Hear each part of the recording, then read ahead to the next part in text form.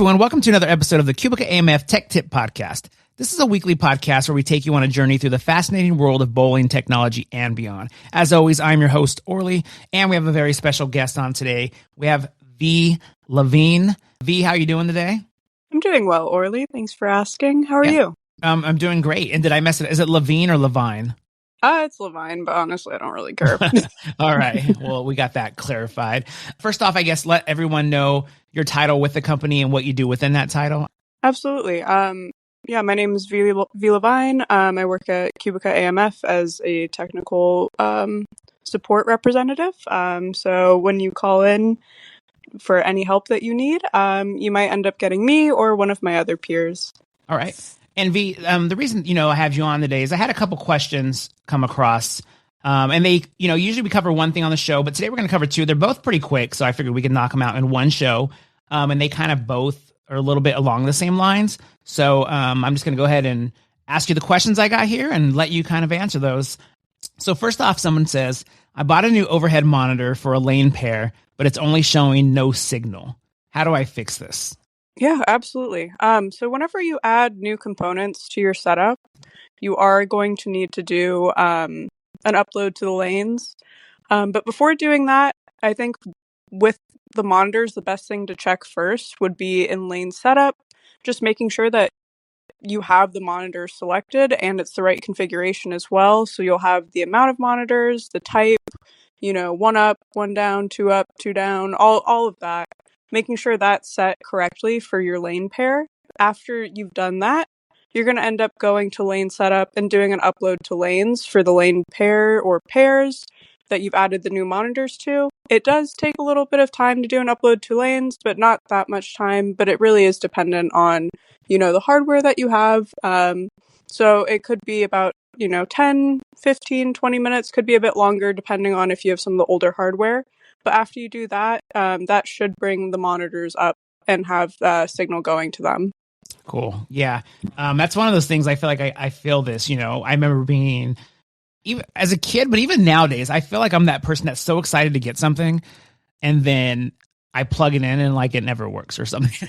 You know what I mean? Like I get a new TV, I bring it home and then I plug it in and it's like not connected. Or as a kid, you're getting like a video game system, you hook it up and it's like, you're ready to go. You hit that power button. It's like, oh man. Mm-hmm. So no, I get that. You probably see that no signal like, oh man, but that sounds like a pretty easy fix. So thanks for going over that one. And then the next one we have is someone saying, I upgraded Conquer recently and now all my lanes are saying bad Struct. Yeah. So that happens every time there's like a Conquer version update.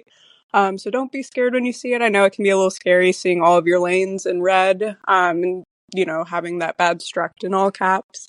But that's a pretty easy fix. You just need, once again, to do an upload to the lanes.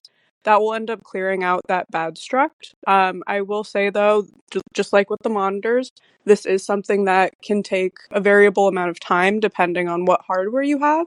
So we do like to recommend that you do Conqueror upgrades, either early before you guys open in the mornings or once you're closing up. That way you'll be able to, make sure that this goes smoothly and you'll have your lanes up and working by the time you have customers coming through the door. The only other thing that I like to recommend to people when it comes to bad Struct is if you are a bigger center that has more lanes, when it comes to doing an upload or reinitialize, anything like that where you're sending programs out to the lanes, we recommend for the highest chance of success, doing them in batches of 12 lanes max. So if you have a 36 lane center, do an upload to the first 12, then the second 12, and then the last 12. If you do all of them at once, we have noticed that sometimes it just doesn't always go through. So to save yourself some time, just do them in smaller batches. But after you do the upload, that bad Struct will end up going away. But that was also in lane setup, they would go for that? Yes. Okay. Well, there you go. You're going to be hanging out in lane setup if you have no signal or if you had bad Struct. But it sounds like those aren't too hard to fix if you do come across that problem. And if they still have trouble, they can give you guys a call at, do you know it? I do. You can give us a call at 866-460-7263 and hit option 3 for tech support. All right, V. Well, as always, we appreciate you coming on the show and helping people out with these things. Each week that we answer these questions, I feel like we help so many people. So if you're new to the show or this is your first time, listening to the show, make sure you're going back and listening to past shows. There's so much information out there. You guys always come on here and answer so many questions, and I know that it helps. And again, if you're new, go back, listen to those old shows. If you have questions on something you might want us to cover, feel free to reach out and we'll help you guys out with those. All right, everyone. Thanks for listening to the Cubica AMF Tech Tip Podcast. We're here each week to support centers like yours with expert advice and the latest in bowling innovation. Don't forget to subscribe so you never miss an episode, and be sure to share this podcast with your team, coworkers, or anyone who could benefit. Until next time, we'll talk to you again soon.